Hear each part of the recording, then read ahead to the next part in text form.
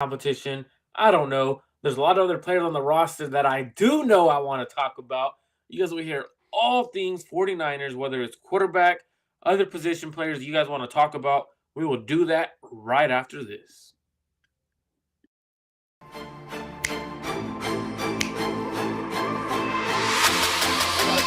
Let's go get him. Let's go get him today, man. Let's go. Hey, dominate on 3. 1, 2, 3. Dominate.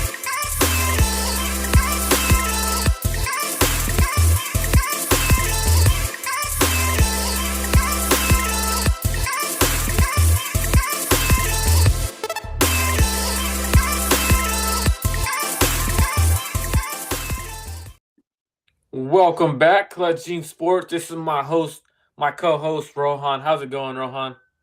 Hey, man. Doing good. It's been a minute, but OTAs is back. Football's back. And, I mean, whenever football's back, it's a nice breath of fresh air, man. Man, it feels good to be back on the show, man. Actually talk football.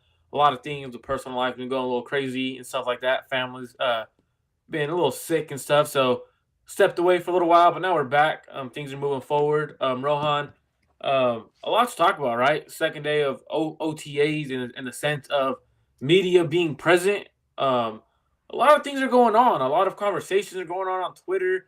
A lot of different things, man. Let's get straight to it. We're going to talk real quick about the quarterback situation, the competition that's going on or that there might be. And then I want to get into other players, man. There's a lot of other players on this roster that we should be talking about during OTAs and training camp. And I feel like they just be getting overshadowed by the quarterback situation. To me, it's unfair for the roster, unfair for other players, especially young rookies and young second-year players. So let's get right into it, Rohan. OTAs happens yesterday. Trey Lance goes, I believe, 6 for 12 with 3 dropped passes that I've heard. Sam Darnold went, I believe, 10 for 13 with a drop or 2. Then we hear the news Brock Purdy is doing well. Started his throwing session yesterday or on Monday. Took Tuesday off. Resumed on Wednesday. We saw that, right? Talk to me about. Let's go Sam Darnold and Trey Lance before we go Brock Purdy because I want to talk about that a little bit. So let's go Sam Darnold and Trey Lance, the quarterbacks that are actually on the practice field during OTAs. Right. And I mean, the first thing is, to me, it's going just as stated, really, right? When we came in, both you and me said this entire offseason, Trey Lance was going to be QB1 coming into the offseason as long as he was healthy going in. Week 1, he's the starting quarterback in OTAs. Now, Kyle Shanahan said they want to give an even split, which makes sense. I know a lot of people have argued against it. To me, I believe Trey Lance needs to win in a competition because as much of a guy as much as I believe in his potential since the day he got drafted, to me, I believe he has to win in a competition to prove that he still belongs on this roster. It's unfortunate the way his situation has gone. Really unfortunate with the injuries that have really compiled over the course of his career. But I think it's fine for him to split 1s and 2s in OTAs specifically, because this is not the entirety of the team that's out there. It's not, it's not 11 on 11. There are 11 on 11 sessions. It's not fully always padded. I think this is the best time to really get this competition out. And so you see this 50-50 split in a way with the first team reps that Kyle Shanahan talked about last week. Not too surprised by it, but I think it's going to be an intriguing battle the way that it goes. And the one thing that I think that might matter more this year than most is how quickly can you develop. It might not be the finished product doesn't necessarily matter, but how quickly can you develop with Darnold, meaning how quickly can you get a grasp of the playbook and start to perform in the way that Shanahan wants? And in Trey Lance, how quickly can you start reaching that potential, which is the main reason that you were selected number 3 overall? Yeah, like when you're looking at what they're doing, Sam Darnold's coming in. Doesn't sound like he's really pushing the ball downfield, but also Trey Lance isn't either. And it's going to be a weird competition if all the quarterbacks aren't really pushing the ball downfield because they want their stats to look good in training camp or OTAs, right? Like, to me, that's the biggest concern is like you could be 10 for 13 or 9 for 12 all you want, but if it's constant check down after check down after check down, what are we really looking at? Like, realistically, what are we looking at? Because if we're having a quarterback competition and they're not really pushing the ball downfield and it's more so check downs, we're not really seeing the offense and what the offense is capable of with each quarterback. So for me, when I saw Sam Darnold's stats, I saw Trey Lance's stats, I really don't care about stats. I really don't. Like, it's cool to see the numbers, like how many passes they attempted, how many passes they completed, drop passes. To me, it does nothing. It really doesn't, because reality is we won't really see what either quarterback is until we see a move the ball period in training camp, or 11 on 11 where they're actually thudding up and the pass rush is actually getting after it, and you could actually see that would have been a sack. That would have been an interception. You know what I mean? Like, because some of these plays, there's no pass rush. They Yeah. can't. I believe they can't touch each other yet in OTAs. There's also no So Bosa. exactly, no Bosa. There's no Debo.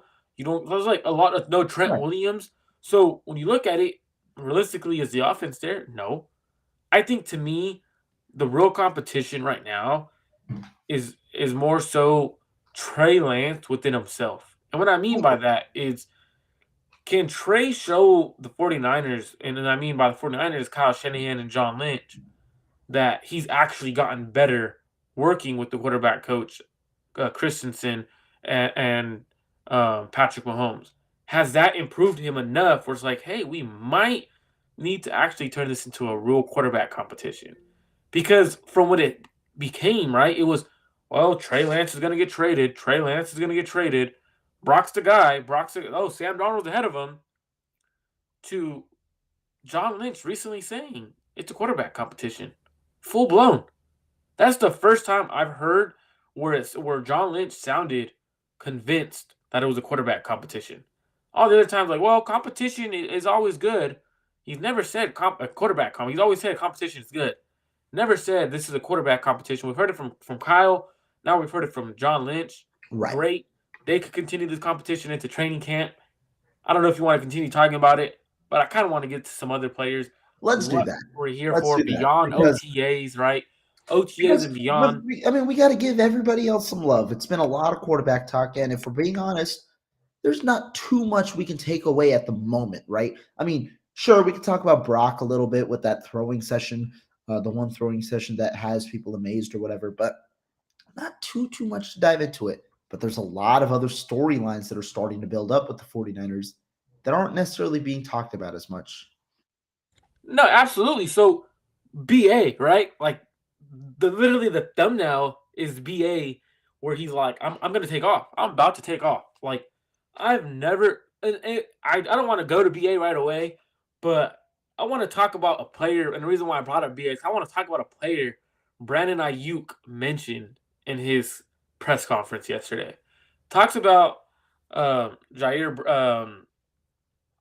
Oh my God, drawing a blank. Ji'Ayir Brown? Yeah, Ji'Ayir Brown. Wow. I was gonna say Ji'Ayir Bowman, because I'm thinking I've been recently doing like a little linebacker study where I've been watching Navarro Bowman, Patrick Willis, and stuff like that. Yes, Ji'Ayir Brown, right? 3 to 4 interceptions in the last couple of practices that the media hasn't been able to see. That's not being talked about. Like, to me, we just drafted a rookie in the 3rd round. Brandon Aiyuk says this guy has 3 to 4 interceptions in the last couple of practices. He's been everywhere around the ball. And then they ask him, and I thought this was a weird question. I don't know who asked it. I thought it was weird. Well, is he like intercepting passes because it's film study, tip ball? Doesn't matter. I love Brandon Ayuk's answer. It doesn't matter. He's getting his hands on the ball. Like, good. And I said this the first day I saw Talanoa Hufanga in training camp, the first time I ever saw him. I wrote an article on him. I wish I could go find it when I was writing for 49ers Gold Mine with Javi Vega. I said, this young man is around the football so often, he is going to be a really, really good player in the NFL. Good players around the football. If Ji'Ayir Brown is around the football that often, I don't care how he's getting his hands on the football. He's getting turnovers. He's getting turnovers. And that, to me, Rohan, is awesome to see, because you and I both were high on Ji'Ayir Brown when we drafted him. What does this tell you about Ji'Ayir Brown, and should we have expectations for him going into training camp? Hey, dog ready to play. That's what I gotta say. What these rookies, what I said yesterday, I'm looking how quickly can they acclimate to the NFL environment. The 49ers, they had their first pick was number 87 in Ji'Ayir Brown in the third round, right? It's not that long, or it was a pretty long wait for them. And so in the third round, you're not expecting, especially with a team as talented as San Francisco's, you're not expecting to get frontline starters for the 49ers, something like that. And so you want to see who can quickly become rotational pieces because the 49ers have often drafted in recent years for a year ahead, right? You talk about Aaron Banks, Mhm. Hufanga himself, and several other pieces. It's been for a year ahead. Ji'Ayir Brown, though, is right now showcasing you can't keep me off the field right now. You can't keep me off the field because what do the 49ers need? They need playmaking. And the main difference last year, we've talked about the defensive line. Defensive line, in my opinion, took a step back last year from the Fair. elite years of 19 and 21.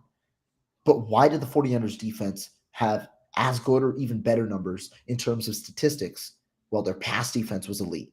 In addition, they created turnovers. That was the biggest difference Oh from yeah. years past. Created turnovers, and that was, you add Chakravarthi Ward, you add Talanoa Hufanga as a frontline starter rather than the combination of Jaquiski Tart and Jimmy Ward, and you start on the defense. And that's a huge thing for the 49ers, especially interceptions, right? In 2021, it was a lot of fumbles because of Josh Norman, but not interceptions. Now you're getting interceptions. And I understand interceptions, sometimes it's just right place, right time. But when you have the frequency of the interceptions, it's clearly because you're adding an influx of playmakers in that secondary. Ji'Ayir Brown only further adds to that. And the one thing I'm expecting, I think Steve Wilkes is going to be more aggressive. When you have a more aggressive play caller, you're going to need more surefire playmakers in the secondary to be able to capitalize on the mistakes of opposing offenses. So to me, this is a good sign for the 49ers. That's all it can be. It's a good sign for the 49ers because they have shown that they can operate well out of three safety sets. Talanoa Hufanga might be more comfortable in the box and might return to that, week 1 to week 8, week 10, where he was really an all pro, a Pro Bowl level player, and he could be a little more comfortable in that role. Brown can be versatile. And I'm not looking at 40 times. I'm not looking at those statistics. And so to me, really, I think that they can fit well on the field. The biggest question is who can operate out of the big nickel, because that was Jimmy Ward in the past with his unique build and also a ability to hit with his athleticism and things. Gibson played in that role at times last year. I'd expect him to see a couple of snaps there as well. And I'm hoping the 49ers can see some three safety sets, especially because Azeez Al-Shire also departed. And while you do have an influx of talent coming in at linebacker to compete, you could use one of those safeties as a sub linebacker as well. Well, when you look at Isaiah Oliver, right? He saw safety reps, man, when he was in Atlanta, right? Like I went back and it wasn't like a lot of them, but he was seeing some safety reps. He was working with, I want to say he was a second team safety in Atlanta. Like he was working with that unit. Um, he was getting reps, so that could be a potential big nickel kind of guy that they look for, a big the Jimmy Ward role, right? Um, but exactly what you said about Ji'Ayir Brown, man, it's you can't keep players that are good off the field. And as much as you and I both thought Gibson had a good year, um, I said it in the offseason is I would go after a safety. I name dropped a couple of safeties there in the offseason. You Julian mean Love was you mean one of, in free agency? yeah, free agency. Sorry, free agency. Sorry. And for me, what I was looking at is like, can Gibson put up those same numbers? I don't think so. I don't think so. Now, what I mean by that is, it was a year. It was an outlier year for him in the sense of he didn't have that much. He didn't have that kind of production throughout his career consistently, right? So now Ji'Ayir Brown, if he's doing this as a rookie in OTAs, he's gonna go away OTAs. He's gonna get better. He's gonna understand the system a little bit better. Come back training camp, probably gonna be better. So if he's getting his hands on the ball now, I'm sure he's gonna do the same thing. And this is the same thing. I don't know if you remember, but Samuel Womack, his rookie year, OTAs last year, doing the same thing, getting his hands on footballs.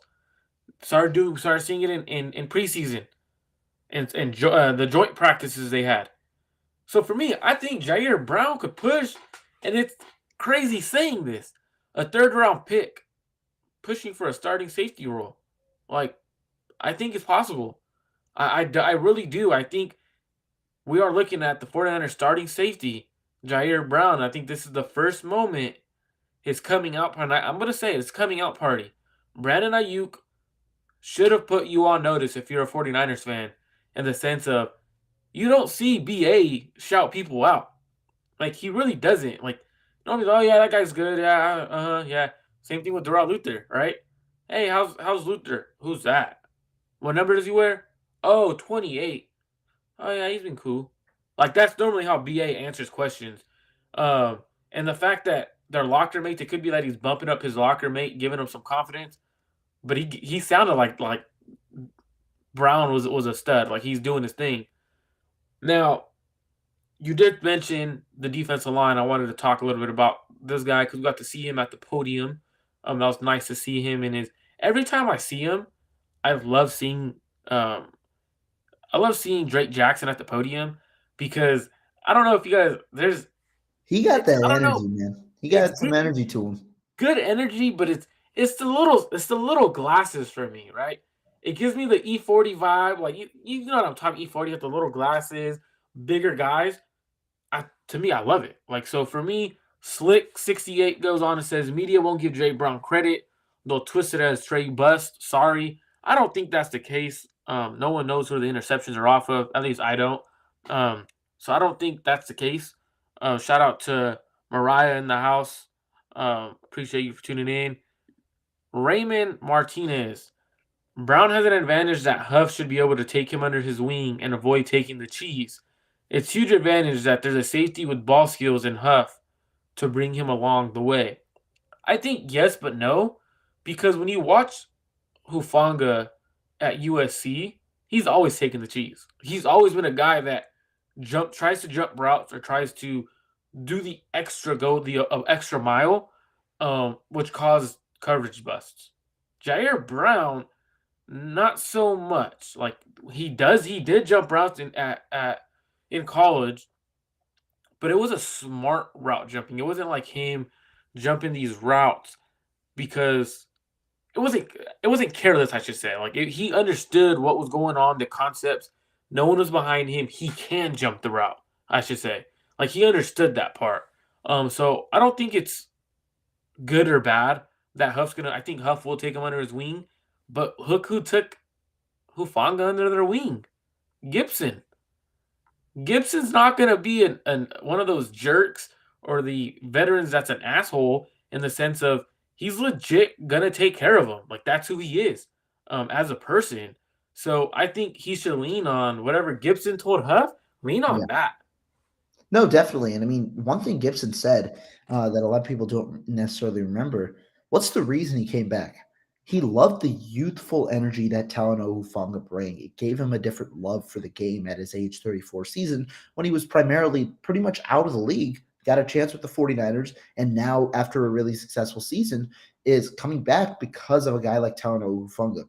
Ji'Ayir Brown's the same, going to bring that youthful energy. And you're right, Deshaun Gibson's he's a leader. He's a leader in that room, and he's going to be able to help both safeties continue to develop their games. It's a good spot for Brown, especially in a way, in a role that he can look to develop in year one and completely take off after that. Absolutely. And then we got Drake Jackson, man. Looks in better shape. Looks slimmer in the gut area. Kind of weird saying that because, I mean, I'm kind of a hefty guy now. Put on some weight. So for me, first thing I noticed his rookie year was he came in. He's an athlete, super athlete. Dude can backflip, do all the crazy, run fast, get after it. But he looked, in my opinion, like a college athlete in the sense of D lineman, I should say.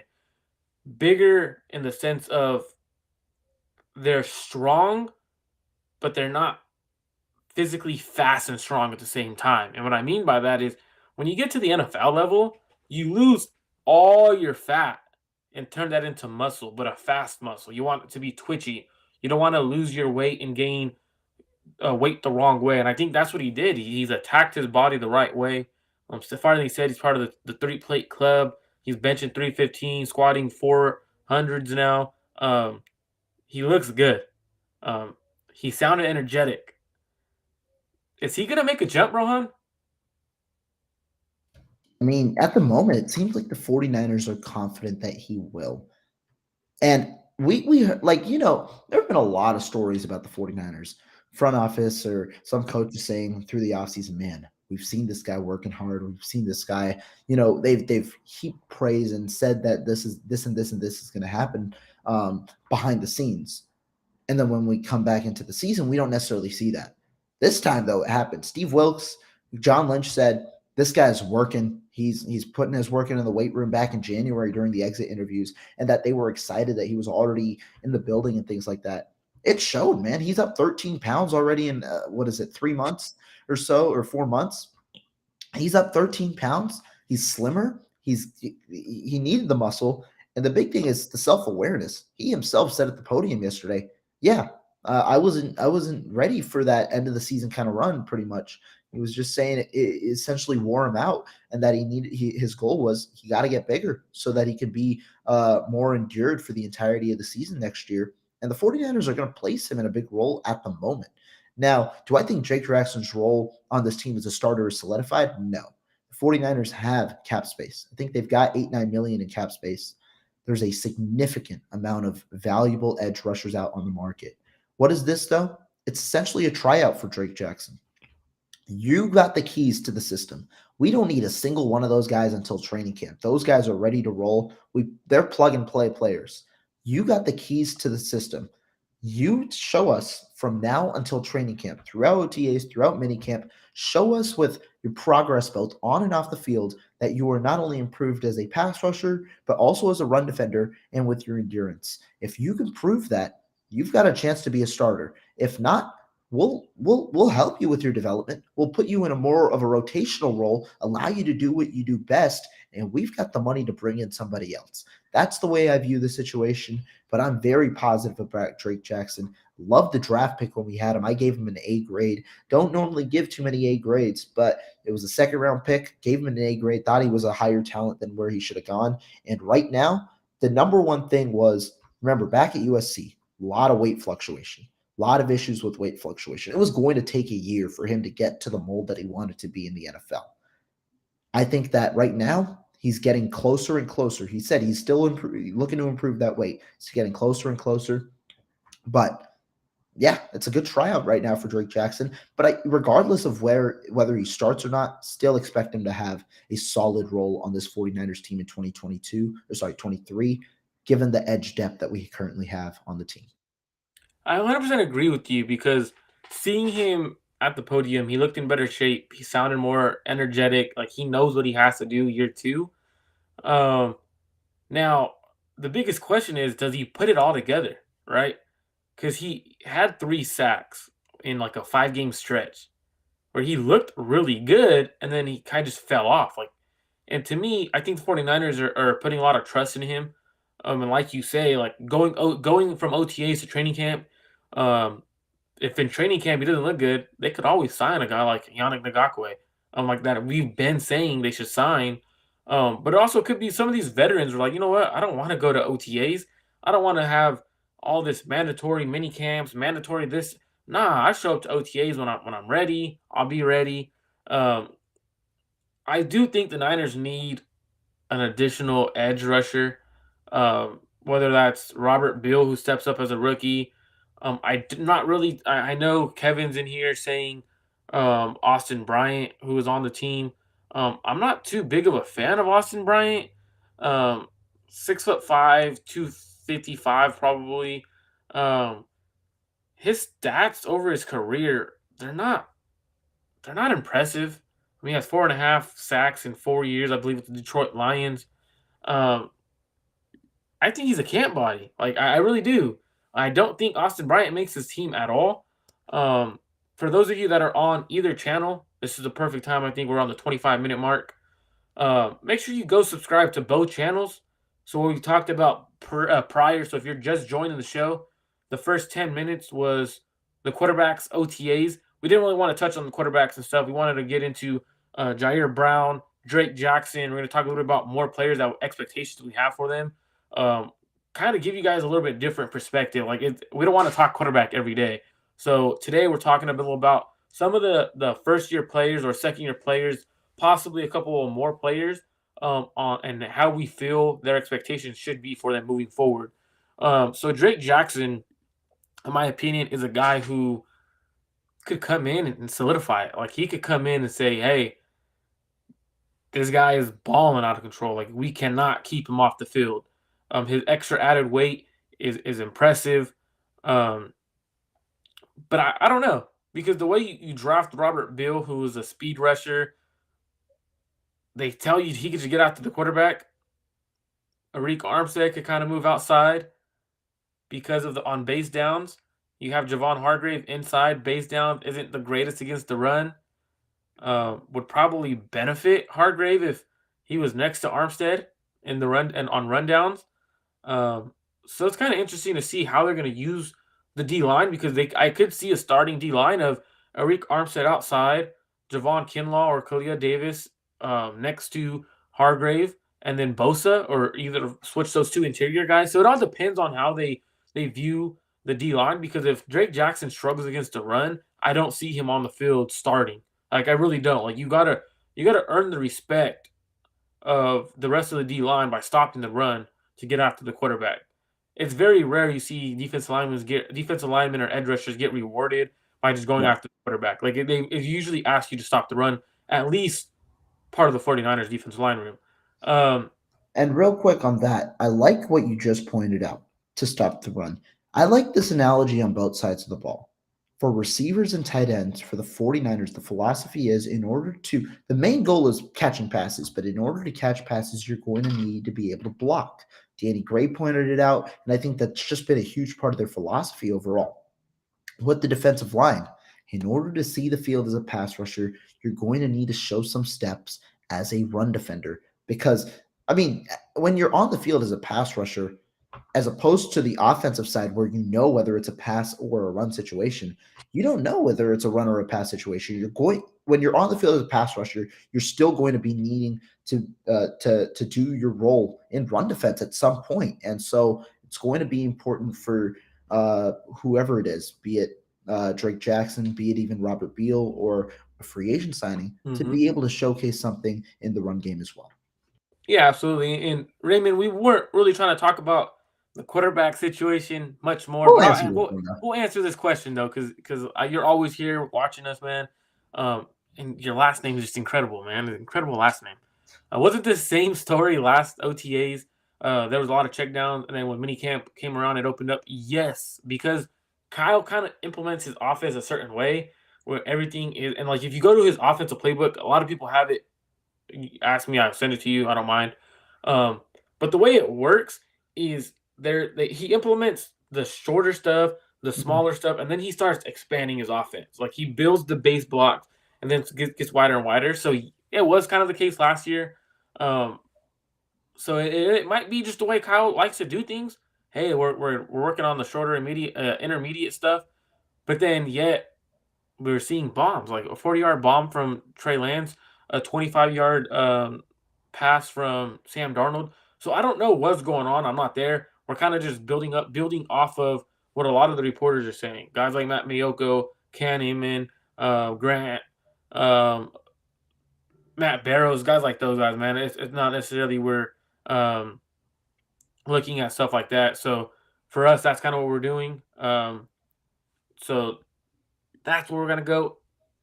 They think they're Rohan, question is, they think they are keeping the cap space for a midseason move in case of injury. I don't know. That's something we could talk about another day, because it's more like a philosophy kind of thing what they're doing. I don't think they are. I think they're waiting to extend Bosa, and then they might look to extend another player or two. I don't know.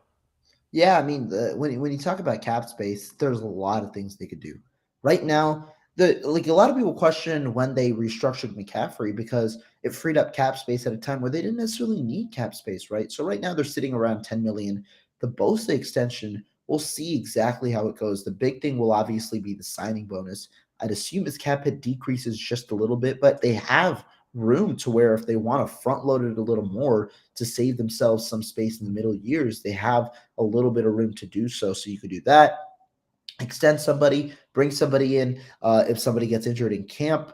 A lot of options. I think injury could be a thing. Another thing, what did they do last year? Midseason move for Christian McCaffrey. Could be saving some space for a midseason move. Something that people don't always realize with the midseason moves, there's a lot of times where a trade's being made where the team trading the player takes on a good amount of the salary and gets additional compensation back in return in draft capital. However, if you take on a portion of the salary, you don't have to give back as much in compensation. The reason, though, they do normally have to give more compensation is because they don't have the cap space. 49ers would in this situation. So a lot of possibilities. Injury could be a thing, but my big thought process, if you're talking about an edge rusher that they could sign, is first of all, I think the edge rushers want multi-year deals right now. The 49ers are waiting it out to where they essentially can get an incentive-based one-year deal. And also they're not in a rush because anybody who they get can plug and play immediately. These are veterans. These are guys who understand the system. They can be plug and play in training camp or even in the portion after training camp in the preseason. So there's a good amount of time for them. I don't think there's any rush to necessarily spend and overspend at the moment when you could really get true value at the end of the offseason. So another guy I want to talk about, he's also there's a few guys I want to talk about actually, but this guy in particular, he's been labeled a bust. The fan base can't stand him. He's almost been one of the players that hasn't really seen the field. Um, Javon Kinlaw, right? Every offseason we hear he looks great. He's in great shape. What are your thoughts on Kinlaw? They didn't pick up his 5th year option. Um, what are your thoughts? Like, what is he gonna be? Someone that we can rely on?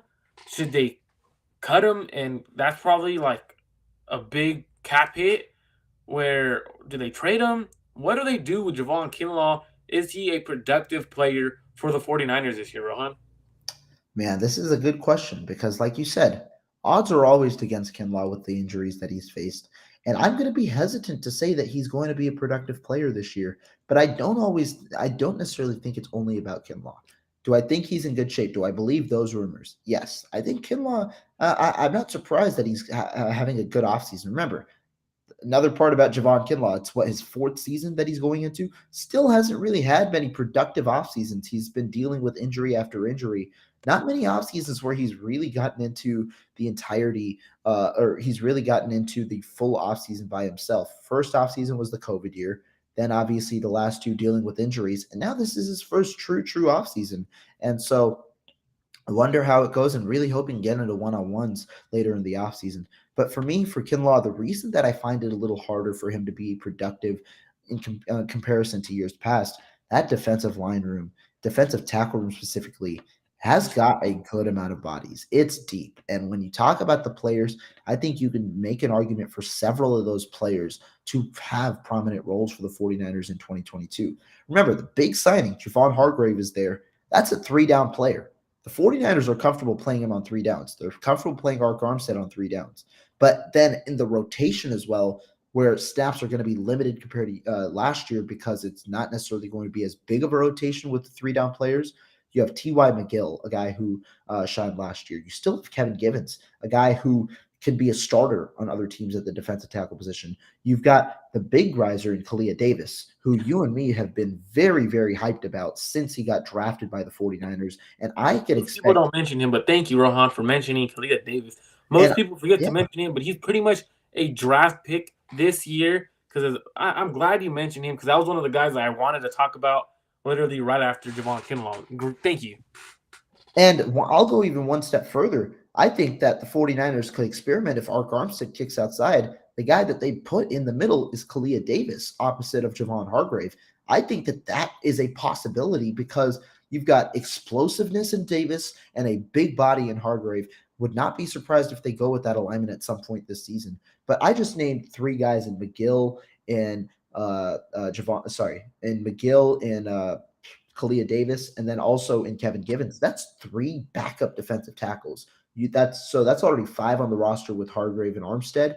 Javon Kinlaw right now would be the 6th. And the 49ers are prone. They've carried a good amount of defensive linemen. I wouldn't be surprised if Kinlaw made the team, but he's competing along the likes of a guy like Kerry Hyder, who I'm not necessarily the highest on, but he's a veteran. He's a guy who commands respect in that locker room and commands respect with Chris Kosorek. And another thing, versatile, which is something you might need with this team where there aren't as many edge rushers as there are defensive tackles. And so, you're competing with guys like Kerry Hyder and other people in that room.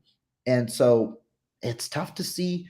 I'm not going to say that he won't make the 53-man roster. If I were to place a bet right now, I think he'd be that 6th defensive lineman. But as for a role and how big of an impact he makes in 2023, I don't necessarily know, just because it's such a crowded room. And that's for Javon Kinlaw, right? Not Kalia Davis, just to Yeah, Javon Kinlaw. So I think from what I've heard and has been mentioned plenty of times over the past couple of months, they say they finally figured out what Javon Kinlaw's knee was. It was his ACL or something like that. Like wasn't his meniscus and like the knee tendonitis that he was dealing with. It was actually an ACL injury that he didn't fix. From what I've heard, been fixed. I want to confirm it. I've been asking a couple of players if that was the case, but we don't talk about it. I asked a coach, won't talk about it. So I'm trying to get a hold of Javon Kinlaw. I talked to him before. Trying to get a hold of him. Hopefully he could clear things up with me.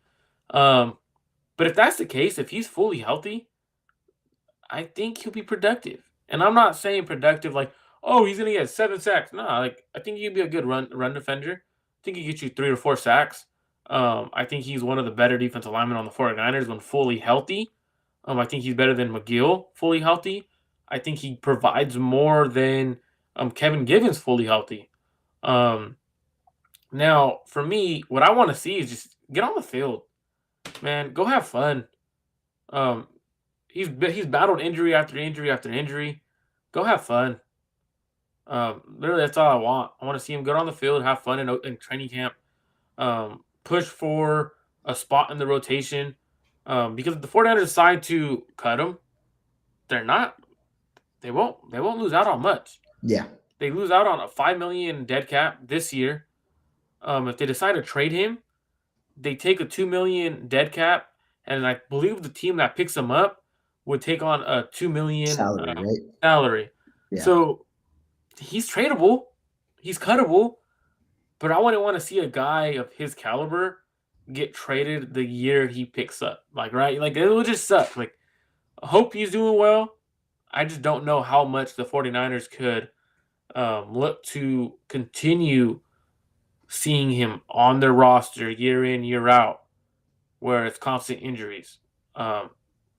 Now they've had this. That's a good point, right? I didn't hear the that they found out the injury part yet, because people do forget what kind of player Javon Kinlaw can be. I wasn't high on the draft pick. I'll be totally honest. Wasn't high on the draft pick. Thought they should have gone in a different direction, in multiple different directions. But if you talk about potential, like taking away all the injury flags, which was a huge reason about the draft analysis, I mean, Kinlaw's potential is pretty damn high. It's just the injuries have really lowered that potential, understanding that his explosiveness might not be to the level it could have been in the past. But if the injury problem is solved, we're getting a fresh Kinlaw in an offseason where he's really getting his first true offseason in the NFL. Yeah, so from what I had heard, it was ACL. So I don't know what, because he had the reconstruction last year, right? So maybe something. Yeah. So, but like the reconstruction, it didn't fully heal or whatever the case may be. I have to go find out where it was or when I was talking to my guy, and pretty much what he said was like the ACL injury that they reconstructed like a year ago or 2 years, it didn't fully heal. He had to go back in and get stuff cleaned up. From what I heard, doing really well, having a good offseason. So hopefully he provides the quality depth the 49ers need along the defensive line because that would be a huge boost when he's fully healthy. He's been impactful. Like there's plays where he's caused interceptions. Like there's no question about it. Like he's been one of the guys where it kind of sucks because Arik Armstead is similar. A guy who's battle injury, but when they're fully healthy and they're on the field, they're productive. Now the Niners have, I don't know what it is about the Niners, but they have players on their roster up and down where they constantly are injured. Kalia Davis, they drafted him. Probably would have gone higher than, I believe he got drafted in the 6th round if I'm not mistaken. End of the Probably sixth, would yeah. have probably would have gone in the 4th or early 5th hadn't it been for that torn ACL. Now, when we drafted him, I said that dude's like a wrecking ball. Literally a wrecking ball. Short guy, stocky, very fast, very athletic, was a former linebacker, I believe, converted to a defensive tackle, nose tackle position. I'm excited about this because he could two gap, he could slant, do whatever you need him to do in the run game. Now, what people don't realize is he's actually solid after getting the quarterback. Like, reminds me of DJ Jones a bit, but with a little more pass rush moves. So, if he could come in, I think he could be a very good. I think he could take Kevin Givens' spot because Kevin Givens in the run game last year, that guy he was getting tossed out the club on a regular. Like he was not able to anchor last year for some reason. That was a big issue for the 49ers in the run game until they started getting healthy, getting guys like Armstead back and stuff like that. They struggled in the run game. What are your thoughts on Kalia Davis going into training camp? Now, we haven't heard much from any defensive linemen in OTAs, any offensive linemen in OTAs outside of how they look because they cannot put hands on each other yet. So, Yeah. what are your thoughts on Kalia Davis, Ron? I mean, I've been high on Kalia Davis, and I like the point you bring out about Kevin Givens, right? Right now, what do the 49ers need? They've got pass rush. Tons of pass rush. What they want is a little more stability in the run defense. And that's where I wouldn't be surprised if, you let Hargrave take a little bit of rest on some run defending downs. Throw out a guy like Kalia Davis out there. Kevin Givens, if you look at his body type, he's a undersized defensive tackle, but he's athletic and he's a solid pass rusher. That's why he's carved out a good role on this team and has been very productive for the 49ers in years past. Kalia Davis has explosiveness, but he's also got the pure strength needed. And I think he could be a capable run defender for the 49ers. And that I think that's where his role comes from. We'll see how he develops as a pass rusher, but if he could just be a solid run defender for the 49ers, he'll find a role for the 49ers on this team. And I'm excited about him. I had him graded as a 4th round pick, like 3rd, 4th round pickish in the 2022 draft. I was a little higher on him, obviously prior to the ACL. And like the conversion, I mean the linebacker to defensive tackle conversion, he's got good bend. He's got good explosiveness. He's got explosiveness and bend as a linebacker, but he's got the skill, the attributes of a defensive tackle. I think that's a really intriguing profile. And 49ers, they develop defensive linemen as well as any other team in the NFL. Pretty confident that he'll have a solid role for this team in the future. So, for Kinlaw, okay. So December 20th, Kinlaw he left the Dallas game with a knee injury, missed the final two games of the season. He had a cleanup on his knee in January in 2021. Kinlaw then missed week 1 of the 2021 season, but played weeks 2 to 5. And then in October of 2021 season, Kinlaw underwent a successful ACL reconstruction. Right, he missed the rest of the 2021 season. He played 4 games, had an ACL surgery, reconstructed his ACL. Kinlaw played in 3 games that last season in 2022, the first 3 games of the season. Following week 3 loss to Denver, Kinlaw was held out and put on the IR with a grade 2 ACL sprain. Okay. Now, he was saying like, "Oh, I'm fine. It's just my knee's making fluid from it."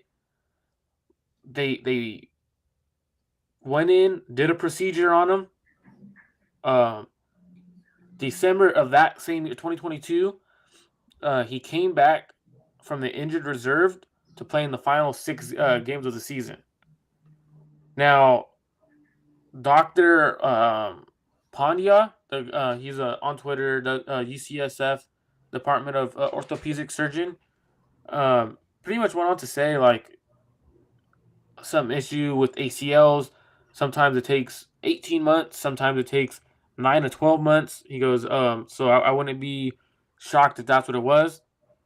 Now, he's finally, pretty much, they finally figured out what it was. It was the ACL reconstruction.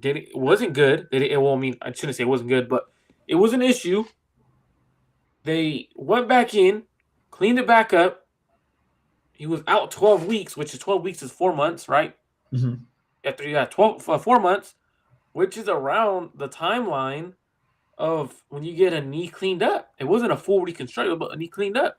So if it's fully back to what it is supposed to be, I have high hopes for him. I think he could be an impact player, but I'm not going to put him like, oh, he's going to be 6 sacks or whatever. No, I'm not confident putting numbers on him, right? Now, we just talked about Khalil Davis. Is there any players you want to talk about? I've been talking about players. Yeah, I mean, you brought him up briefly. Want to talk about cornerbacks, right? Isaiah Oliver is a guy who, in my opinion, right now, I think he's just got the stranglehold on the corner job in terms of the nickel. Wilkes talked about it. He said, we wanted the best nickel on the market after Jimmy Ward left. That's who they got in Isaiah Oliver. Pretty high praise for a guy. And Wilkes has coached against him for a while now in the same division in the NFC South when he was with Carolina. But I want to talk about the backups. We've got Darrell Luter, guy you and I were high on. I know you were really high on early on in the process. We've got Womack, two guys that have versatility, or two guys that can play that corner position. Luter more in the boundary, Womack inside, outside. Then we've got Ambry Thomas. 49ers carried 5 corners last year. Do you think they carry 5 again? And if so, how make or break is this offseason for Ambry Thomas? I'll be straight up, man. I don't think Ambry Thomas makes this roster. You got to go. I'm sorry, bro. You got to go. Isaiah Oliver, Ambry Thomas, Charvarius Ward, Samuel Womack, Denomina Lenore. And The Luter. reason why Ambry don't make the roster, not that I don't think I think he could play. I really do. Because if you look at Isaiah Oliver, realistically, he could play inside and out. Correct. Luther, he could play inside and out. Correct. Womack, inside and out. Demo, both inside and out. So there's so much versatility. There's 1, 2, that's three guys that can play in and out. All right. So realistically, do you really need 6? Like, do you need that 6? No, I don't think so. And I think the odd man out is Ambry Thomas unless he does something in training camp where he unseats Darrell Luther or Samuel Womack. I don't know. I mean, I was high. Everyone liked Samuel Womack. Actually. I thought he was supposed to be a starter until injuries happened, and then Jimmy Ward moved into the slot and stuff like that. Like, until stuff happened, he was our starting nickel. Yeah. So I think there's a chance that Ambry beats out Darrell Luther, but I don't think he makes this roster. And I was high on Ambry Thomas his rookie year. I thought he was good. I thought he had a good rookie year and I know people were gonna go, oh, he got burnt. He gave up this. Man, when you're in position as a young rookie, that's all you really ask for. Like, you're in position, now make a play. But it's year after year after year where he hasn't improved on making a play on the ball. I think he is the odd man out. He gets cut. I don't see him on the roster. Really, I really don't. I was wrong. I'm first to admit when I'm wrong. The Niners also have, I believe, Quantress Knight. Yeah. Categorize him more as a safety now, but yeah, But he's another guy who could be versatile. He could be like that Jimmy Ward style, though, where he could be a safety, but he could also move him into that nickel role. So it's realistically, odd man out seems like it's Ambry, man, and he'll probably pick up somewhere that's on a bad team. Might try to run for a starting spot, but good Lord, man, the Niners have missed on a lot of third-round picks, have they? Yeah, man. Yeah, and it's tough because there's a kicker now that you draft in the 3rd round that's It's prehistoric. Like you haven't done this. No team has done this since 2016 when they drafted Robert Aguayo. Everybody knows how Robert Aguayo turned out. He's elite, Really man. So dude, he's the best kicker in the NFL right now. Oh, I thought you were about to say CFL. I'm not exactly sure where I don't Aguayo's know where from. he is, but Yeah. he's one of the best Hey kickers in man, college. Florida at the State time. legend though. Florida State legend. That's what I'll say. Because I think he made some huge kick there too. But no, talking about the corners though. I mean, you bring up a good point, right? You've got 5 guys that I think should make the roster. The biggest thing to me now is special teams. Womack was a good special teamer last year. I think he retains that role. I don't think any of the starting 3 play special teams too much. I didn't read up on Oliver's special teams. I know one of the biggest issues with Jimmy Ward was he was frustrated at times because starters were playing special teams. Like Correct. he was playing He broke his hand playing special teams. So Yeah. I know there was been frustration with starters playing special teams, but the thing is when you only have 48 men active on the roster, some starters are gonna have to play special teams because some guys can't play special. Like some guys don't know the angle, they can't do it. So realistically, like if we're being honest on special teams, starters that should be on special teams, guys like not Isaiah Oliver. I mean, Oliver could. I'm looking at him right now. The last 2 seasons he played 40% of the special team snaps in 2021. Small sample size. He only played 4 games. Played 25% last year. Played 77 special team snaps. So he could be kickoff duty or punt return duty or something like that. Like guys that I could see playing special teams right now: Samuel Womack, Isaiah Oliver. Darrell Luther. If he makes the roster, I think he could play special team. Robert Beal, the rookie. I think Oren Burks, one of the other linebackers, whether it's Marciano, Ball, whoever that is, that's 6 right there. A couple receivers that we're gonna have to play. Receivers will always play special teams, yeah. You're gonna have your 4th running back or your 3rd running back being playing special teams. Your kicker.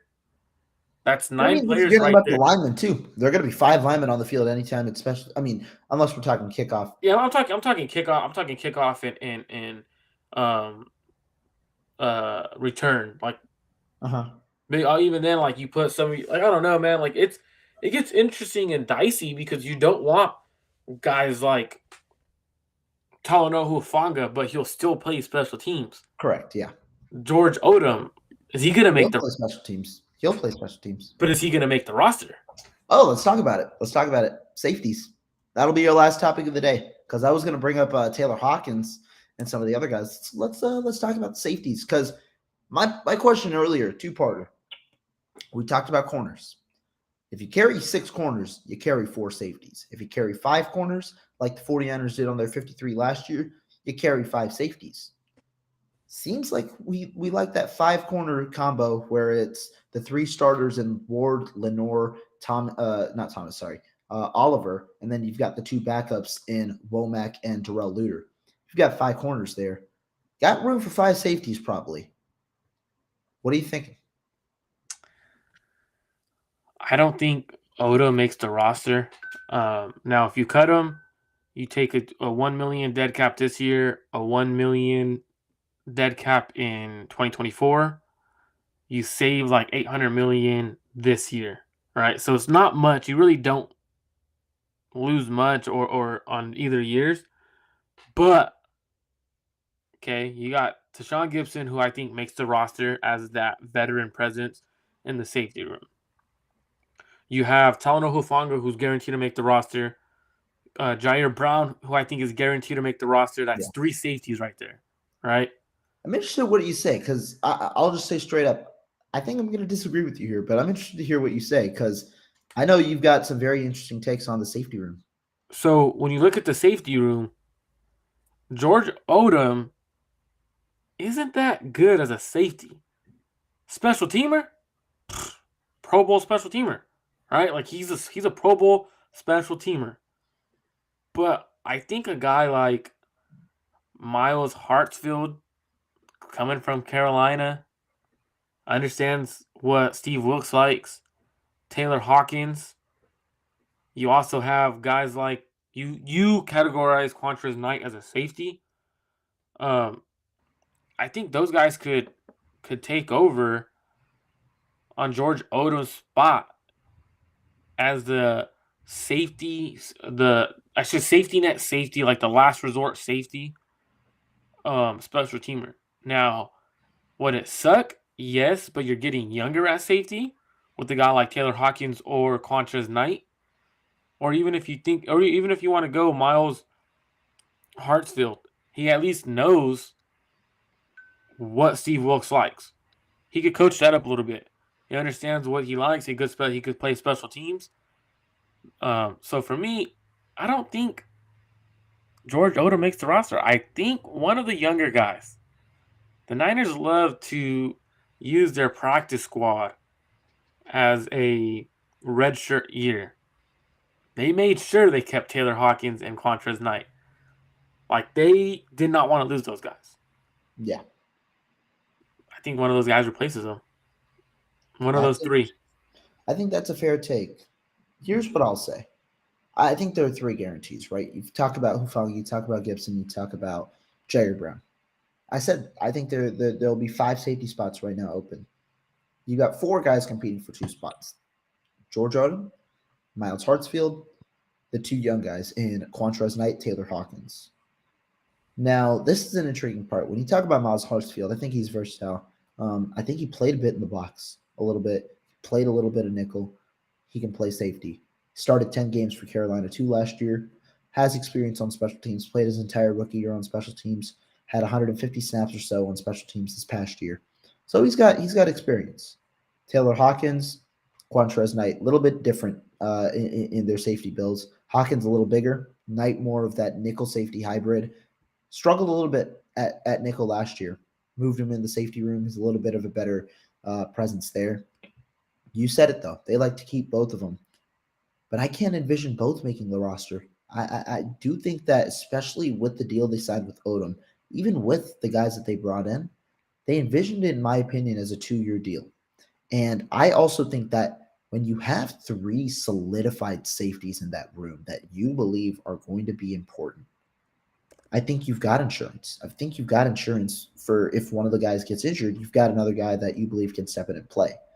And so to me, I think there's going to be a value on special teams. The 49ers made a value on special teams last year when they signed Oren Burks, when they signed George Odom, and I think they want to continue that. I think they're valuing that side, that portion of the game a little more, and I think they can afford to as well. So you think they keep? So last year they kept 4 safeties. So you think this year I counted Jimmy Ward as a safety when he started, so that's where the 5 came from. Oh, so you did count Jimmy Ward as a safety? Yeah. But then who'd you?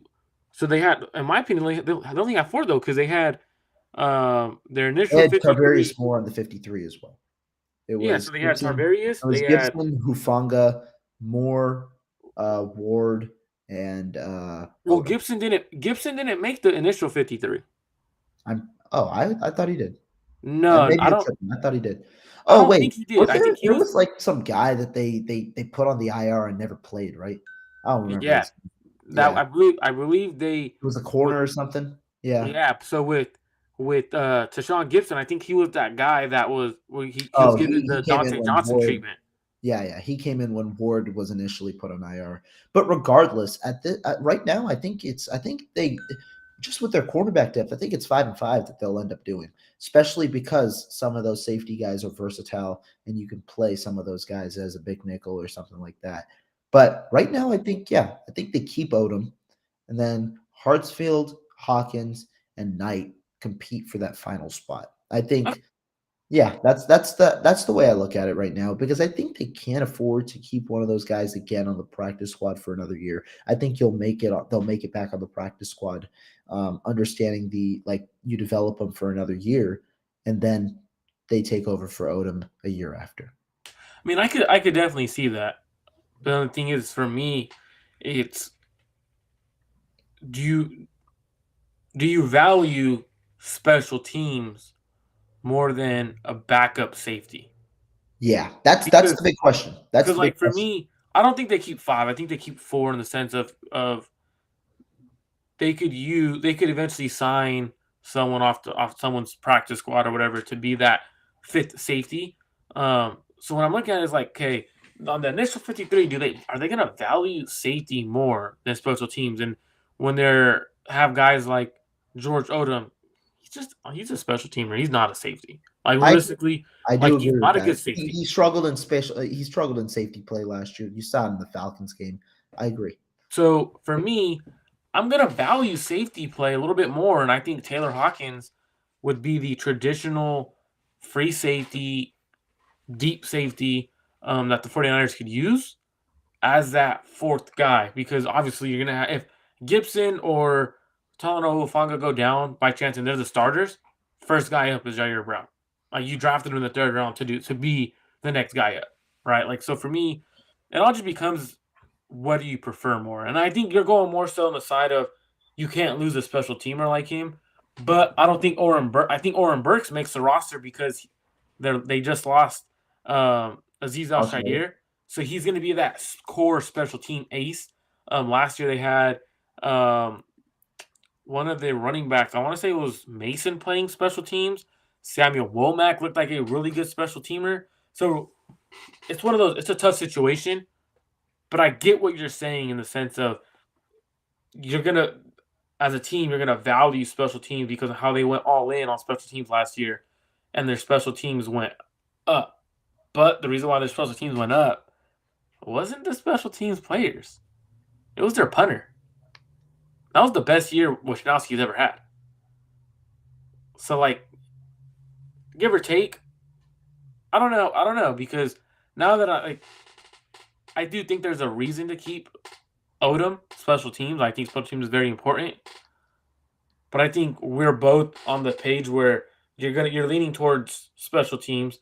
I'm like, I want to force safety just in case because Gibson's a little bit older, and then you have a guy who coming into his first year may struggle, may not struggle. I don't know. I think he's going to be a good player right away.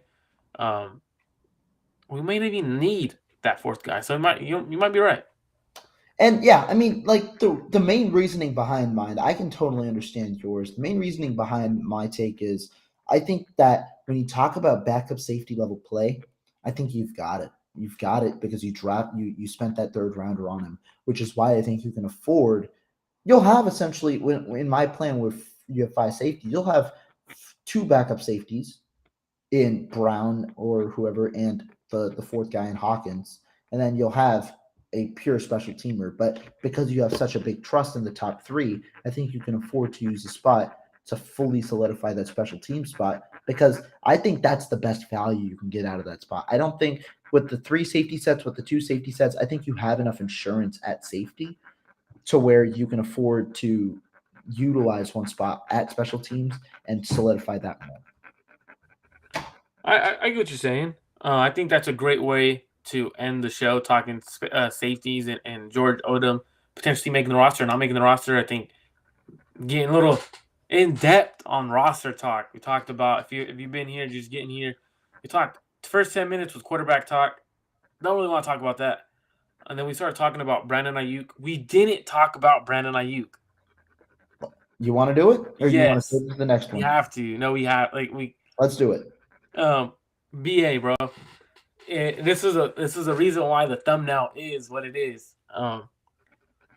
That's the first time I've ever heard Brandon Aiyuk come in with a swag of I don't care.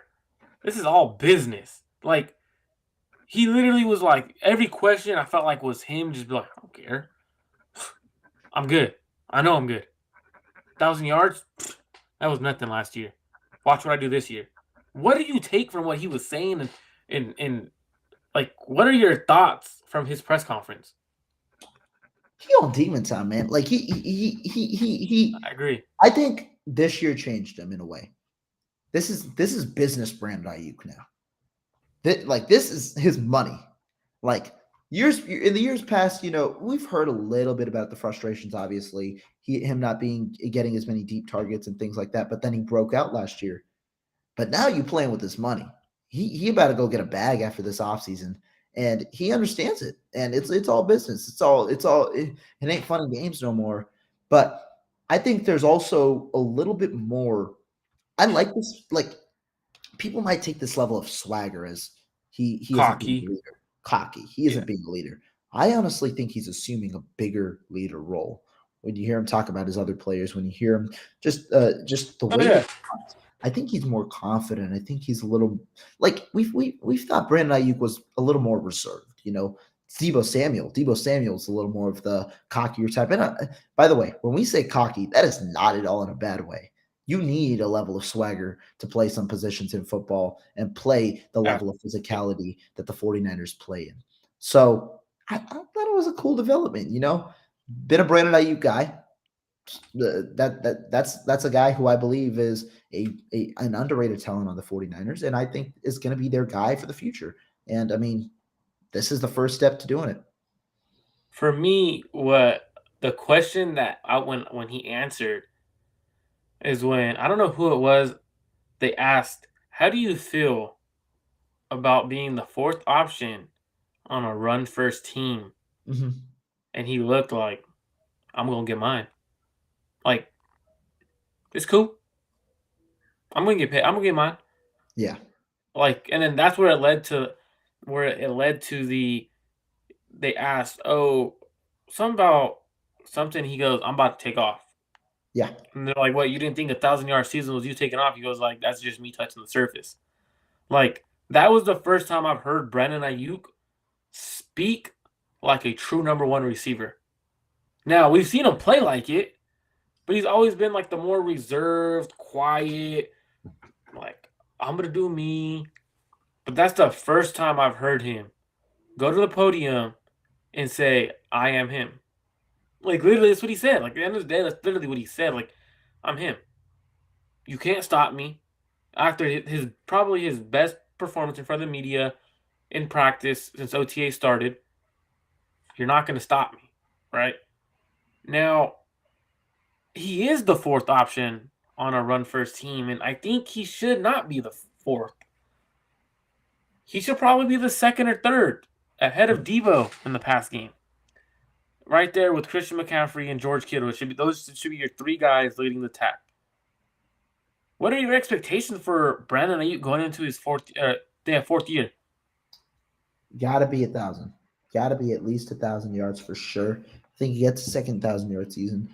But I also think it's quarterback dependent a little bit. I mean, I don't want to say it. I don't. You're gonna say you don't want to say it, but you're gonna say it. You got to say it. I do think his play is quarterback dependent a little bit. Like, Brandon Aiyuk has a certain style, and that style fits very well with the 49ers. He's a guy who will thrive off yak, but he's also the one deep threat really on this team that you can respect. What do I mean by that? He's a guy who matches the fluidity of his route running with the speed that he has to be able to be a deep threat in the NFL. Now, to me, the number one difference between Brandon Aiyuk and a top number one receiver is the contested catches. And it's not necessarily like going up and getting the ball. It's the locating some balls, having some of these concentration drops. And it's not that you expect him to catch every single one of these balls, but there are a couple of these tough catches that Brandon Aiyuk wasn't able to corral in last year. But I think he's got the entire package. But I've got to talk about the quarterbacks because Brandon Aiyuk, like I said, he's a guy who operates well with the deep ball. And there's one quarterback right now on the roster who I believe can consistently throw that deep ball, and that's Trey Lance. Brock Purdy, I'm not going to say that he can't. Again, I don't even think Jimmy Garoppolo, I can say that he couldn't throw the deep ball. That's not the issue. It's, can you consistently do it, and can you do it in the progression of the offense? Because to be able to do it, you need to not only have the requisite arm strength, you've got to hit the read immediately. And when you have lower arm strength, you're more hesitant to throw that ball, understanding how long in terms of air time it'll take to reach your location and things like that. And we've seen some examples of that as well. Now, am I saying Trey Lance is accurate in throwing that deep ball? We've got to see that. We definitely got to see that. And that's why I'm thinking it's quarterback dependent, because we don't know what Lance is right now. As much as we'd love to talk about his potential, we don't know what Lance is right now in a 17-game season sample. But we've also seen Brock Purdy, and we've seen how Brandon Aiyuk can be sometimes limited with Brock Purdy. I still think, regardless of quarterback, he gets 1,000 yards, but I think the extent at which he passes 1,000 yards depend on which quarterback is at the helm. I mean, and it's sad but true what you just said, right? Like, it's not you hating. People are gonna be like, "Oh, he's a Purdy hater." Like, people immediately assume, right? Like, hater or this and that. You're stand for this guy, stand for that guy, and it's not even that. It's literally just looking at Brandon Aiyuk and how he likes to run routes and do stuff. I think either quarterback he's playing under, I think he's gonna hit the 1,300 mark. Um, and the thing is, and the reason why I'm gonna say this is not because I think Brock Purdy is gonna be able to hit him on more deep routes or Trey Lance is gonna unload and feed him. I think it's because of how good of a route runner he is. He's always open. Like he is always open. His catch radius is ridiculous. He gets the yards after the catch better than, in my opinion, most players on the Niners. I think he's the second best yards after the catch because he's so shifty and he's fast, gains ground really fast. Now, if I'm Brandon Aiyuk, I'm hoping Kyle feeds me this year, man.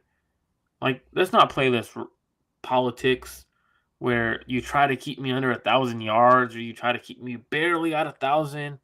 Like, feed me, man. Like, realistically, I don't like seeing, because there's teams that do that. Like, hey, he's close to hitting an incentive. Don't play him today. Don't play him for the rest of the fourth quarter. Last game of this. You know what I mean? Like, you see stuff like that. And I don't want that to happen for Brandon Aiyuk because he could hit 1,300 yards easily. What I saw yesterday was a different Brandon Aiyuk, man. That's the Brandon Aiyuk that Kyle Shanahan wanted his rookie year when he put him in the doghouse. Kyle, you finally got the guy you wanted, the route runner, the receiver you wanted. You have a 1,300 to 1,400 yard receiver waiting here. Use him. Use him. Because everyone knows how good Brandon Aiyuk is, but every year he doesn't do what he's supposed to do because he's the fourth option on your team. Make it. And I mean, yeah, that's the part where the 49ers need a balance, because we do talk about quarterback, and the last thing I'll say is if it's Trey Lance, I do think the 49ers run the ball more than they did last year. And I'm not saying run the ball with Trey Lance more, but I think they utilize the advantage they have with 11 on 11. And so when you have that part of the equation, with obviously that works to Lance's skill set, but also the necessity to get the ball to your skill position players, another balance you've got to do there, while also making sure guys like Aiyuk get his. And I think 1,300 yards is around like 75 yards a game. That's very doable for BA. Because there's going to be a game where he has 40. There's going to be a game where he has 150 or 130, whatever. Like, it'll balance out whatever quarterback he's playing with. They just got to feed him. At the end of the day, he's got to feed him. Like, because there's times where he goes games where it's like, hey, where's Brandon Aiyuk at? Oh, that was a great run block, Brandon. Like, that's not, he blocks for you all game, man. Feed him too. But I think it's a great spot to end off. I did want to talk a little bit about Brandon Aiyuk real quick because of his demeanor at the podium, but it led into Ji'Ayir Brown, 5 interceptions, 4 interceptions, whatever. That kid's going crazy. So it led into that. Thank you, everyone, for tuning in. Make sure you guys are subscribed to both channels, Rohan's personal channel, the Clutch Gene Sports channel. Make sure you guys are following Rohan at Rohan Chakravarthi. You guys are following me at Marco_Mart1205 on Twitter. Anything else you got, Rohan, that you like to plug? Nah, man, it's been a fun show. We'll be back soon with some more content. OTAs is going. Football's back. It's the best time of the year. And, I mean, we're going to keep you guys updated until then. Appreciate everyone for tuning in. You guys have a blessed day. See you guys on the next one.